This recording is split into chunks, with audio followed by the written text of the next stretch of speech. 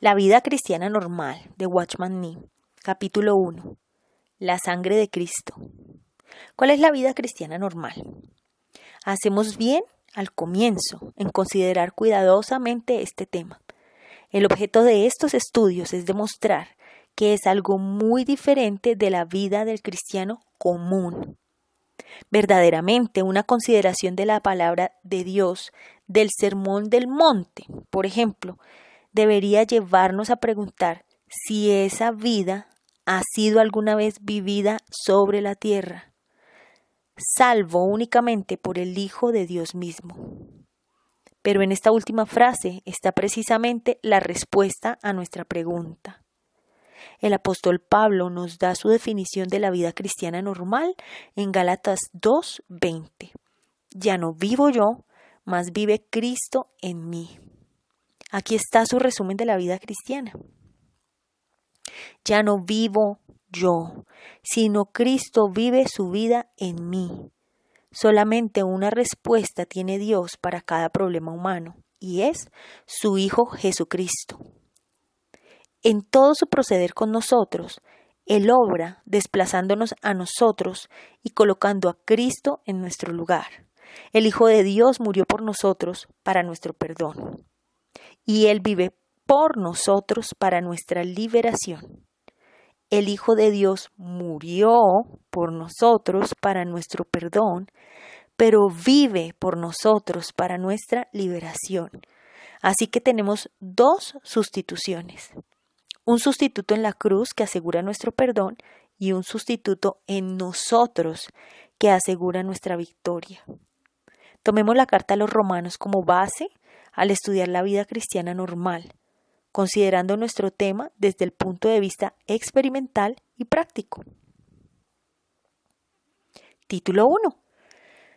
Nuestro doble problema: pecados y pecado. Los primeros 8 capítulos de Romanos forman una unidad. En primer lugar, será de ayuda destacar que esta sección de Romanos se divide naturalmente en dos partes y notar a la vez la sorprendente diferencia entre los temas de cada una de ellas. La primera parte termina en el verso 11 del capítulo 5 y la segunda en el fin del capítulo 8. La primera se dirige a los pecadores y la segunda a los creyentes. Y hay una considerable diferencia entre las dos. Por ejemplo, en la primera sección se usa la palabra pecados repetidamente. En la segunda, casi nunca. En la primera sección tenemos pecados en plural. En la segunda tenemos pecado en singular. ¿Por qué? ¿Por qué esto? Porque en la primera sección es cuestión de los pecados que hemos cometido ante Dios, que se pueden enumerar, mientras en la segunda es asunto del pecado como principio de vida en mí. No importa cuántos pecados cometo, es siempre el mismo principio de pecado que conduce a ellos. Lo primero necesita perdón. Lo segundo necesita liberación. Aunque alcance perdón por todos mis pecados, todavía por causa de mi condición de pecador, no gozo de constante paz en el alma. Cuando al comienzo la luz divina penetra en mi corazón, mi único clamor es por perdón, porque reconozco que he cometido pecados a su vista, pero una vez que he recibido el perdón de pecados, descubro algo nuevo: el pecado. Y me doy cuenta que no solo he cometido pecados delante de Dios, sino que hay algo mal en mí. Hay una inclinación interior hacia el pecar, un poder que me lleva al pecado. Cuando ese poder me vence, cometo pecados. Puedo buscar y recibir perdón, pero luego vuelvo a pecar. Y así sigue la vida en un círculo vicioso.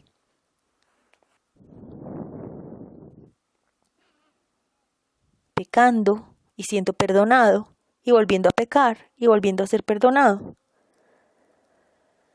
Aprecio el perdón divino, Pero ansío algo más que eso. Necesito liberación. Necesitamos perdón por lo que hemos hecho, pero también necesitamos liberación de lo que somos. Título 2. El remedio doble de Dios. La sangre y la cruz. Así, en estos primeros 8 capítulos de Romanos se nos presentan 2 aspectos de la salvación: perdón de pecados y liberación de pecado. Ahora debemos notar otra diferencia. En la primera parte, Romanos 3:25 y 5:9, se menciona la sangre del Señor Jesús, pero nunca se menciona la cruz. En la segunda parte, en el versículo 6 del capítulo 6, se introduce un nuevo tema: el ser crucificado con Cristo. La enseñanza de la primera parte se centraliza en aquel aspecto de la obra del Señor Jesús, representado por la sangre derramada para nuestra justificación por la remisión de pecados. Estos términos no se usan en la segunda sección, donde la enseñanza se centraliza ya en el aspecto de su obra, representada por la cruz, es decir, por nuestra unión con Cristo en su muerte, en su sepultura y en su resurrección. ¿Por qué esa distinción? Es que la sangre trata con todo aquello que nosotros hemos hecho, mientras que la cruz procede con lo que nosotros somos. La sangre es para expiación y tiene que ver con nuestra posición ante Dios y nuestro sentido de pecado. La sangre puede quitar, remitir mis pecados, pero queda el viejo hombre. Se necesita la cruz para crucificarme a mí, el pecador. Título 3. El problema de nuestros pecados. Romanos 3:23 dice: todos pecaron. Romanos 5:8-9 dice: mas Dios muestra su amor para con nosotros en que, siendo aún pecadores, Cristo murió por nosotros. Pues mucho más, estando ya crucificados, justificados en su sangre, por él seremos salvos de la ira. Siendo justificados gratuitamente por su gracia, mediante la redención que es en Cristo Jesús, a quien Dios puso como propiciación por medio de la fe en su sangre, para manifestación de su justicia, a causa de haber pasado por alto, en su paciencia, los pecados pasados. Romanos 3, 24 y 25. Comenzamos pues con la preciosa sangre del Señor Jesucristo y su valor para nosotros en tratar con nuestros pecados y justificarnos a la vista de Dios. Más adelante en nuestro estudio tendremos razón de mirar detenidamente a la verdadera naturaleza de la caída del hombre y el modo de recuperarse. Ahora, recordaremos que cuando vino el pecado, encontró expresión en un acto de desobediencia a Dios, y debemos recordar que siempre que esto ocurre, lo que inmediatamente sigue es la conciencia de culpa. El pecado entra como desobediencia para crear una separación entre el hombre y Dios. El hombre es separado de Dios, ya que no puede tener comunión con Él, porque hay algo ahora que impide, y es aquello que es bien conocido a través de las Escrituras bajo el título de pecado.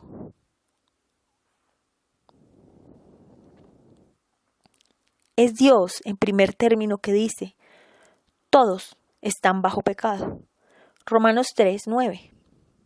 Entonces aquel pecado en el hombre, que en lo sucesivo constituye una barrera a su comunión con Dios, da lugar a él a un sentido de culpa, de alejamiento de Dios. Así es que el hombre mismo, que con la ayuda de su conciencia despierta y dice: he pecado. Lucas 15:18.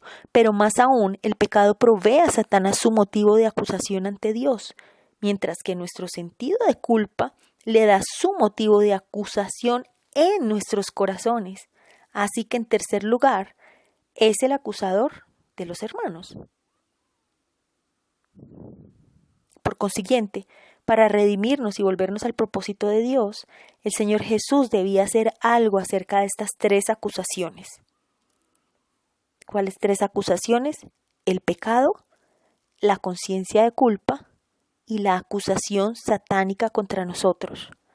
En primer término, correspondía tratar con nuestros pecados y esto fue efectuado por la preciosa sangre de Cristo.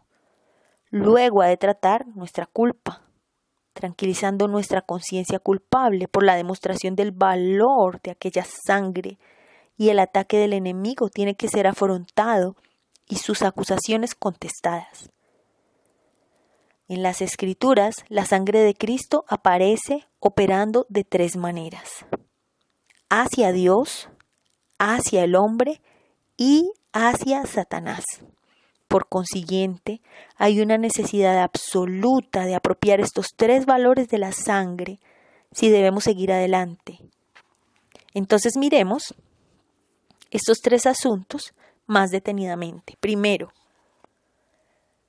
la sangre es, en primer término, para Dios. La sangre es para expiación y tiene que ver primeramente con nuestra posición delante de Dios. Necesitamos perdón por los pecados que hemos cometido para que no caigamos bajo juicio. Y son perdonados no porque Dios pasa por alto lo que hemos hecho, sino porque Él ve la sangre. La sangre, pues, no es primeramente para nosotros, es para Dios. Si quiero entender el valor de la sangre, debo aceptar la importancia que Dios le da.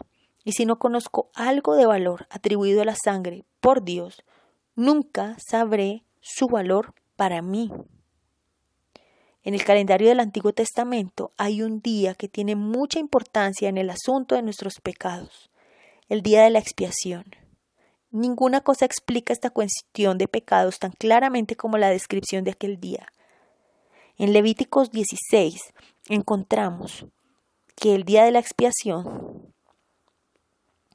se llevaba la sangre de la ofrenda por pecado al lugar santísimo y allí era esparcida ante el Señor 7 veces.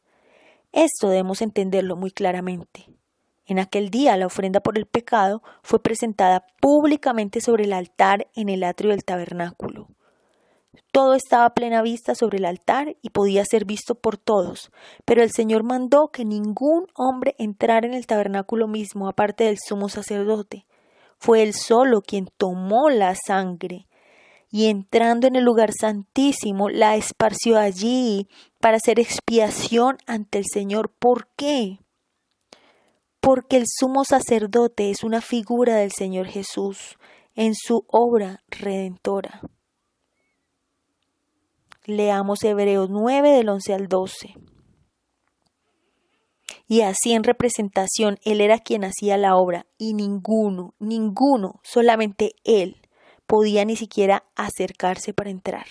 Aún más, agregado a su entrada no había más que un solo acto, a saber, la presentación de la sangre a Dios como algo que Él había aceptado, algo en que Él podía hallar satisfacción.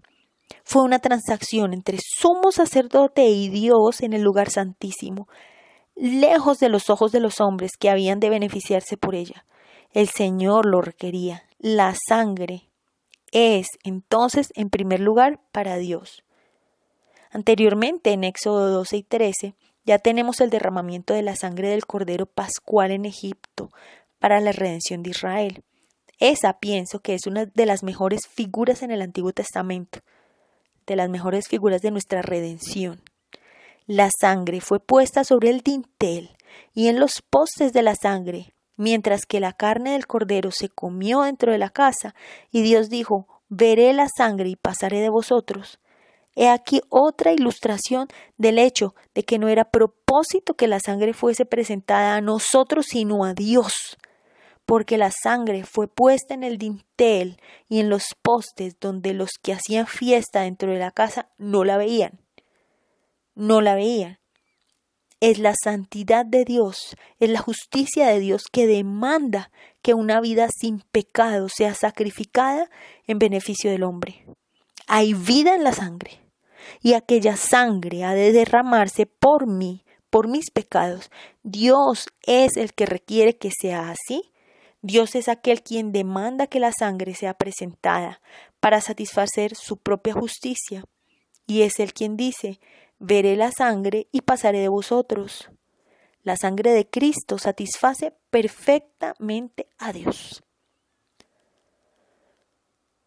Segundo, la sangre y el acceso del creyente. La sangre ha satisfecho a Dios, también debe satisfacernos a nosotros. Tiene por consiguiente un segundo valor que es para nosotros, los hombres: la limpieza de nuestra conciencia. Cuando venimos a la epístola de los Hebreos, encontramos que la sangre hace esto: purificados los corazones de mala conciencia. Hebreos 10:22. Esto es supremamente importante. Miremos cuidadosamente lo que dice. El escritor no nos dice que la sangre del Señor Jesús limpia nuestros corazones, y allí se detiene en su declaración. Nos equivocamos si conectamos el corazón con la sangre precisamente de esta manera. Puede mostrar un malentendido de la esfera en que la sangre opera si oramos: Señor, limpia mi corazón del pecado por tu sangre. El corazón es engañoso más que todas las cosas y perverso, dice Dios en Jeremías 17:9. Es excesivamente malo para poder ser limpiado por Dios. Por tanto, Dios hace algo mucho mejor. Nos da uno nuevo. Os daré corazón nuevo y pondré espíritu nuevo dentro de vosotros. Ezequiel 36:26. No lavamos y planchamos ropa que estamos por tirar. Así veremos que la carne es demasiado mala para ser limpiada. Debe ser crucificada. No encuentro que se diga que la sangre limpia nuestros corazones. Es verdad que aquí en Hebreos 10 la obra purificadora de la sangre tiene referencia al corazón, pero esto es en relación a la conciencia. ¿Cuál es entonces el significado de esto? Quiere decir que hay algo que intervenía entre mí mismo y Dios, y como resultado de esto, yo tenía mala conciencia cuando buscaba acercarme a Él. Siempre me recordaba que la barrera que existía entre Él y yo, pero ahora por la operación de la preciosa sangre algo nuevo ha sido efectuado, que ha quitado esa barrera, y Dios me ha hecho conocer aquel hecho por su palabra. Cuando eso ha sido creído, cuando eso ha sido aceptado, mi conciencia inmediatamente es aliviada y mi sentido de culpa es quitado y no tengo más mala conciencia hacia Dios.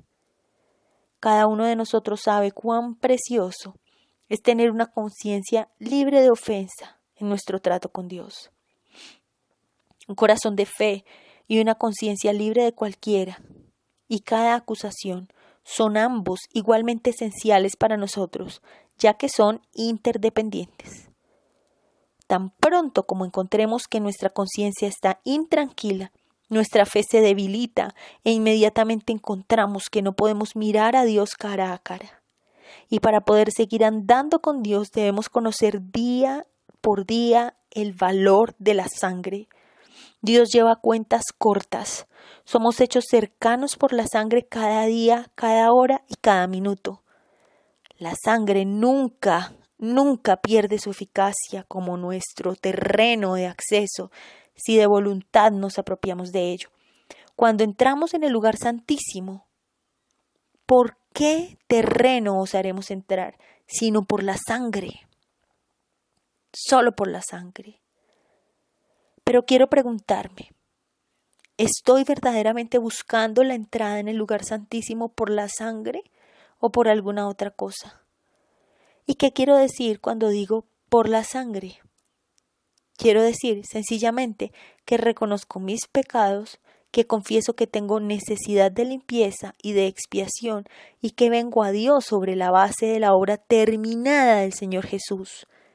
Cuando yo me acerco a Dios, lo hago únicamente por medio de sus méritos y nunca basado en mis obras, Nunca, por ejemplo, en base a que hoy haya sido muy bondadoso, muy paciente, más generoso que ayer, o porque haya hecho algo para el Señor esta mañana. Cada vez que me allego a Él, tengo que venir por medio de su sangre. La tentación para tantos de nosotros cuando tratamos de acercarnos a Dios es de pensar que por causa de su trato con nosotros, es decir, porque Él ha estado procurando traernos a algo más de sí mismo y nos ha estado enseñando lecciones más profundas de la cruz, Él ha de presentarnos nuevas normas y que solo por alcanzar estas vamos a poder tener la conciencia limpia delante de Él. No, una conciencia limpia nunca está basada en nuestras obras, en nuestro alcance espiritual. Solo está basada en la obra del Señor Jesús, en el derramamiento de su sangre. Puedo estar equivocado, pero siento muy hondamente que algunos estamos pensando en términos como estos. Hoy he sido un poco más cuidadoso, hoy he estado orando un poco mejor. Esta mañana he estado leyendo la palabra con más fervor, así que hoy puedo orar mejor. O tal vez hoy he tenido algunos contratiempos con mi familia. Empecé el día un poco triste y malhumorado. En realidad no me siento muy animado. Parece que algo anda mal. Por lo tanto, no me puedo acercar a Dios. Entonces, después de todo, ¿cuál es la base de tu acercamiento a Dios? Vienes a Él estribando en la insegura base de tus emociones, sintiendo que hoy has logrado algo para Dios. ¿O te allegas a Él basado en algo mucho más firme, en el hecho de que la sangre haya sido ya derramada y que Dios mira esa sangre y está satisfecho? Por supuesto, de existir la mínima posibilidad de que la sangre sufriera algún cambio, la base de tu acercamiento a Dios no sería digna de confianza. Pero es que la sangre de Jesucristo nunca ha cambiado ni cambiará.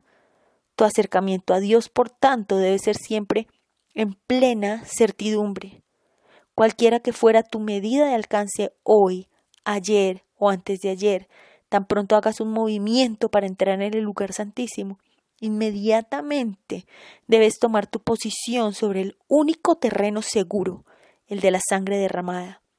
Si has tenido un buen día o un mal día, o si has pecado conscientemente o no, tu base de acercamiento es siempre la misma, la sangre de Cristo.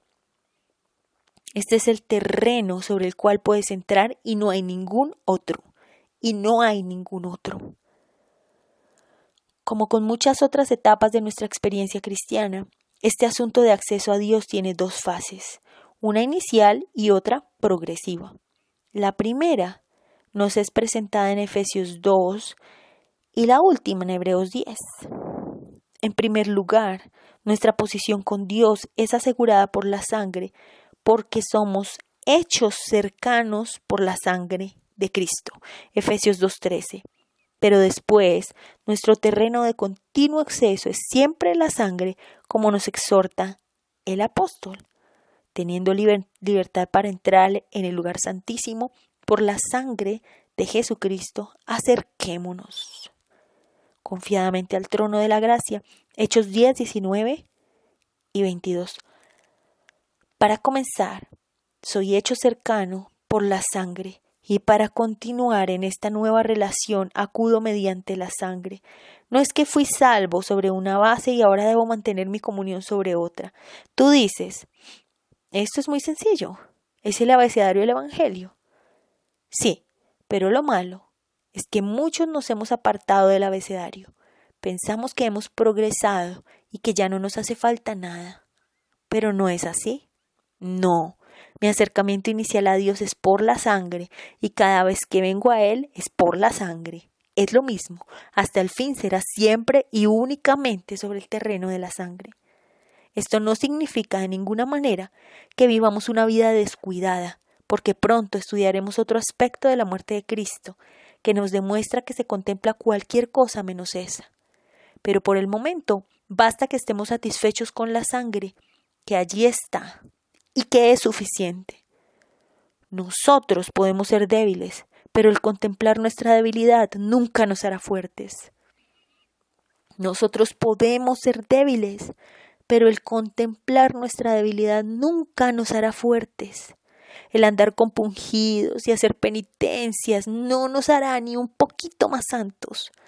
No hay ayuda por ese lado. Por tanto, tengamos confianza cuando nos acercamos en virtud de la sangre. Señor, no entiendo totalmente cuál es el valor de la sangre, pero sé que ella te ha satisfecho. Luego la sangre es suficiente para mí y es mi única base. Comprendo ahora que no hace al caso si he progresado, si he logrado algo o no. Ahora sé que cuando me acerque a ti será siempre basado en la preciosa sangre. Es así como nuestra conciencia estará realmente limpia delante de Dios. Ninguna conciencia podría estar limpia aparte de la sangre. Es la sangre la que da la confianza. No tendrían ya más conciencia de pecado. Estas son las tremendas palabras de Hebreos 10:2. No tendrían ya más conciencia de pecado. Somos purificados de todo pecado. Y en verdad podemos repetir con Pablo, bienaventurado el varón, a quien el Señor no inculpa de pecado. Bienaventurado el varón a quien el Señor no inculpa de pecado. Habacuc 4:8 y Salmo 32:2. Tercero, venciendo al acusador. En vista de lo que hemos dicho, podemos ahora volver a encarar al enemigo porque hay otro aspecto de la sangre que es hacia Satanás. La estratégica actividad satánica hoy en día es la del acusador de los hermanos, Apocalipsis 12:10, y es así que nuestro Señor le afronta con su ministerio especial como sumo sacerdote por su propia sangre, Hebreos 9:12. Recordemos aquel versículo, la sangre de Jesucristo su Hijo nos limpia de todo pecado, Primera de Juan 1:7, no solamente en el sentido general, sino cada pecado, uno por uno. ¿Y qué significa? Esa es una cosa maravillosa. Dios está en luz y al andar en la luz con Él, todo está expuesto y abierto a la luz de Él. Así que Dios puede ver todo y aún así la sangre puede liberar de todo pecado. ¡Qué limpieza! No es que yo no tenga un profundo conocimiento de mí mismo, ni que Dios no me conozca perfectamente, o que se esté haciendo loco. No es que yo trate de esconder algo, ni que esté disimulando, ni que Dios procure pasar algo por alto. No, nada de esto. Es que Él está en la luz y yo también estoy en la luz, y que allí la preciosa sangre me limpia de todo pecado. La sangre basta para eso. La sangre de Cristo es suficiente para eso. Algunos de nosotros, oprimidos por nuestra debilidad, podemos a veces haber sido tentados a pensar que hay pecados que son casi imperdonables. Recordemos la palabra. La sangre de Jesucristo nos limpia de todo pecado. Pecados grandes, pecados chicos, pecados que yo crea que pueden ser perdonados, pecados que parecen imperdonables.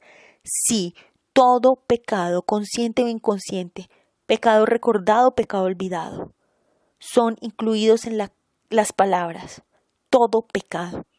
La sangre de Jesucristo nos limpia de todo pecado y lo hace así porque en primer lugar satisface a Dios.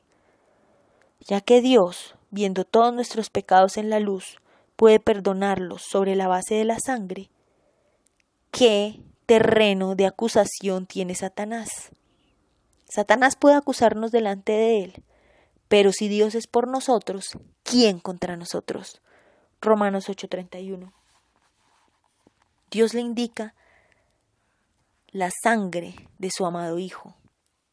Esa es la respuesta suficiente contra la cual Satanás no tiene apelación. ¿Quién acusará a los escogidos de Dios? Dios es el que justifica. ¿Quién es el que condenará? Cristo es el que murió, más aún el que también resucitó y el que además está sentado a la diestra de Dios y el que además intercede por nosotros. Romanos 8:33-34. Así que aquí, de nuevo, nuestra necesidad de reconocer la absoluta suficiencia de la preciosa sangre.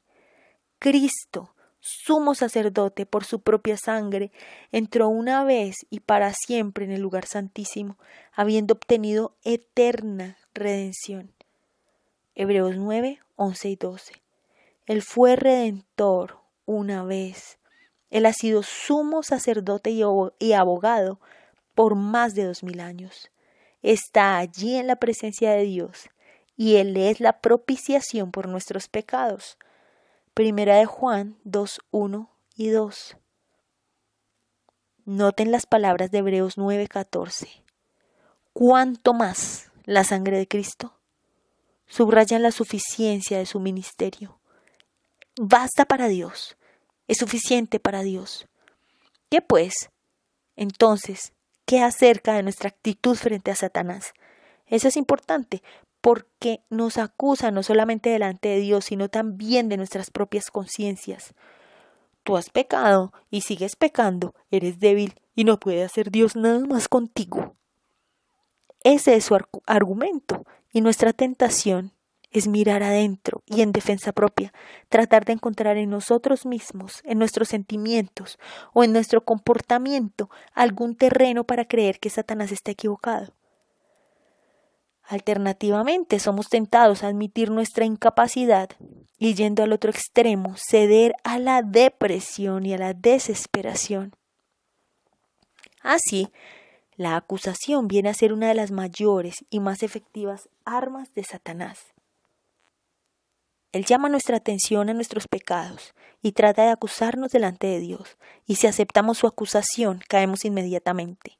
En la práctica ocurre que aceptamos muy fácilmente la acusación de Satanás. La razón está en que aún nos aferramos a la esperanza de tener alguna justicia propia en nosotros mismos. La base de esta esperanza está errada. Dios puede muy bien entrar con nuestros pecados. Dios puede muy bien tratar con nuestros pecados, pero no podrá hacerlo con el hombre que acepta la acusación de Satanás, porque el tal no está confiando en la sangre.